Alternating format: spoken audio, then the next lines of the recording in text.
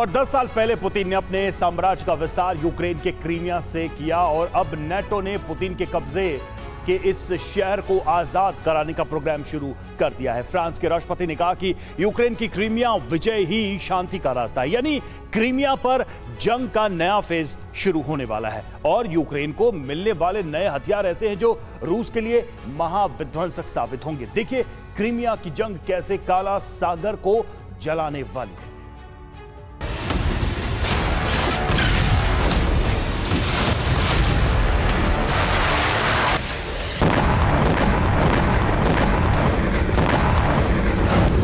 Crimea ही वो रण क्षेत्र है जो रणभूमि से दूर भी है और जहां रूस को सबसे ज्यादा नुकसान उठाना पड़ा है।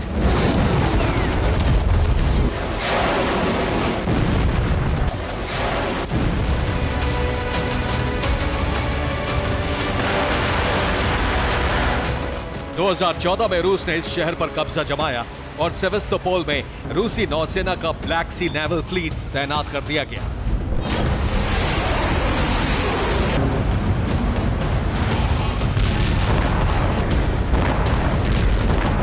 यूक्रेन ने 2022 में युद्ध छिड़ने के बाद क्रीमिया पर पलटवार शुरू किए और तब से अब तक रूस के कई युद्धपोत और एक सबमरीन काला सागर में जल समाधि ले चुके हैं।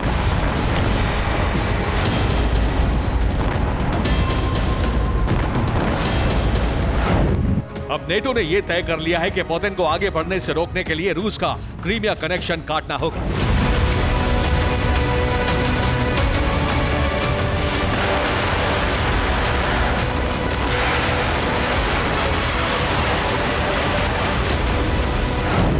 फ्रांस के राष्ट्रपति इमैनुअल मैक्रों ने कहा है कि क्रीमिया यूक्रेन को वापस मिलना चाहिए। यूक्रेन की क्रीमिया विजय ही शांति का रास्ता है।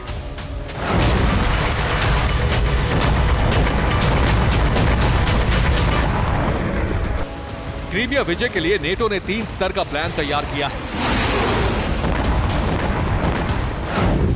पहला है समुद्री हमलों के लिए यूएसवी यानी समुद्री ड्रोन का उत्पादन बढ़ाना। दूसरा है क्रीमिया पर मर्सनरी हमले बढ़ाना और तीसरा है क्रीमिया पर हमलों के लिए अत्याधुनिक हथियार भेजना। क्रीमिया में ब्लैक सी नेवल फ्लीट पर कामयाब हमलों के पीछे यूक्रेन के सी बेबी ड्रोन ही है।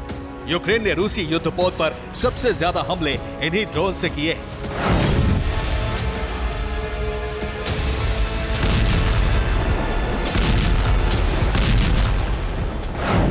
अब नेटो देश यूक्रेन के इन सी बेबी ड्रोन हमलों को तेज करने के लिए ड्रोन सप्लाई बढ़ाने वाले हैं ताकि रूस को क्रीमिया के सागर तट से पीछे हटने के लिए मजबूर होना पड़े।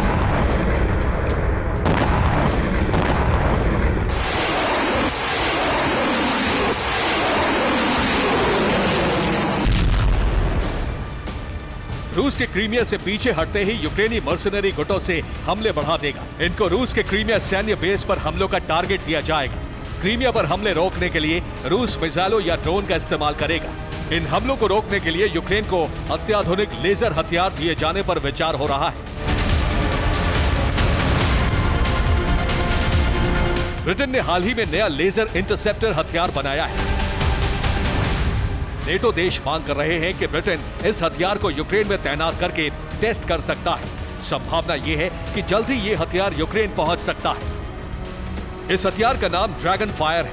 यह laser directed energy weapon system है। इससे निकलने वाली लेजर बीम टारगेट को काट देती है। यह फाइटर जेट, ड्रोन, मिसाइल को इंटरसेप्ट कर देता है।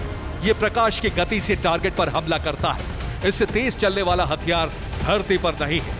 ड्रैगन फायर मिलने के बाद यूक्रेन को एयर डिफेंस सिस्टम की जरूरत नहीं होगी।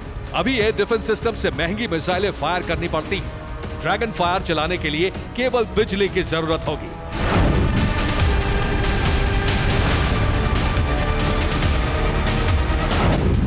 यह हथियार युद्ध की दिशा पलट सकता है।